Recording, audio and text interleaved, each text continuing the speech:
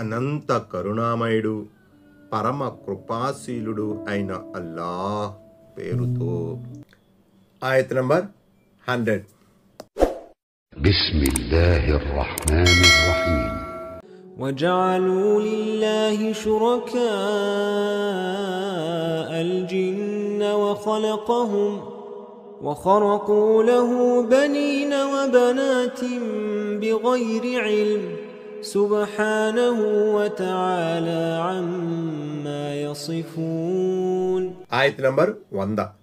ప్రజలు జిన్నాతులను అల్లాహకు భాగస్వాములుగా ఖరారు చేసుకున్నారు.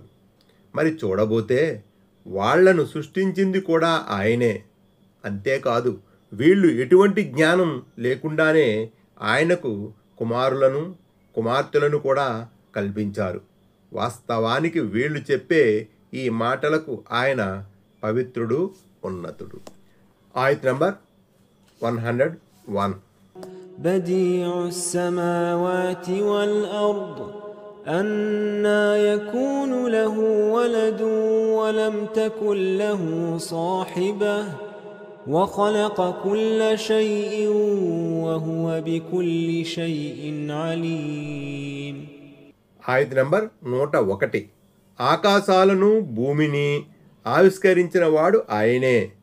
అల్లాహకు భార్యయే లేనప్పుడు ఆయనకు సంతానం ఎలా కలుగుతుంది?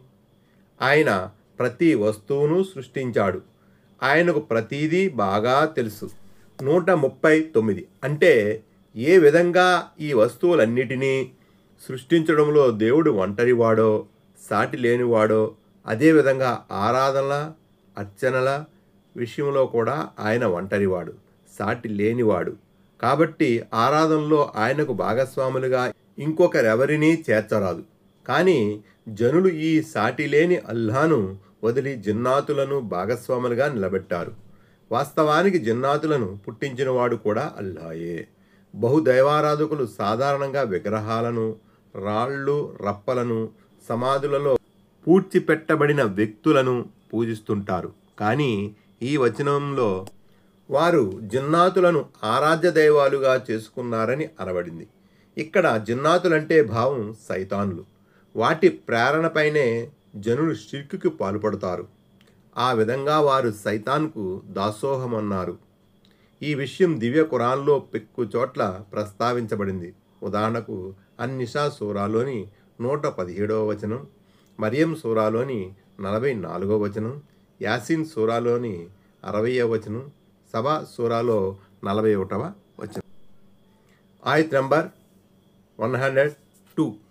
ذلكم الله ربكم لا إله إلا هو خالق كل شيء فاعبدوه وهو على كل شيء وكيل.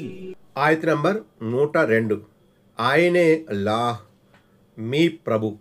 ఆయన తప్ప మరొకరెవరూ ఆరాధ్యులు కారు. సమస్త వస్తువులను సృష్టించిన వాడు ఆయనే. కాబట్టి మీరు ఆయన్నే ఆరాధించండి. అన్ని విషయాల కార్యసాధకుడు ఆయనే. ఆయత్ నంబర్ 103. لا تدركه الأبصار وهو يدرك الأبصار وهو اللطيف الخبير. ఆయత్ నంబర్ 103. ఎవరి చూపులు కూడా ఆయన్ని అందుకోజాలవు. ఆయన మాత్రం అందరి చూపులను అందుకోగలడు. ఆయన సూక్ష్మ దృష్టి కలవాడు, సర్వము తెలిసినవాడు. 103. ఎవరి చూపులు కూడా ఆయన్ని అందుకోజాలవు. 140. చూపులు ఆయన అందుకోజాలవు అన్నది ఇహలోక జీవితానికే వర్తిస్తుంది. అంటే ప్రస్తుతం మనిషి తనకు గల కంటి చూపుతో అల్లాహను చూడలేడు. అయితే ప్రళయ దినాన విశ్వాసులు అల్లాహను చూస్తారని, స్వర్గంలో కూడా అల్లాహ్ దర్శన భాగ్యం వారికి ప్రాప్తిస్తుందని ప్రామాణికమైన మరియు ముతవాతిర్ హదీసుల ద్వారా మనకు రుజువు లభిస్తుంది. కాబట్టి ఎవరైనా ఈ ఆయతును ఆధారంగా చేసుకుని అల్లాహను ఎవరూ ప్రపంచంలో కానీ పరలోకంలో కానీ చూడలేరని అంటే అది సరైంది కాదు. ముతజిలా అనే వర్గం ఈ అభిప్రాయాన్నే వ్యక్తం చేసింది.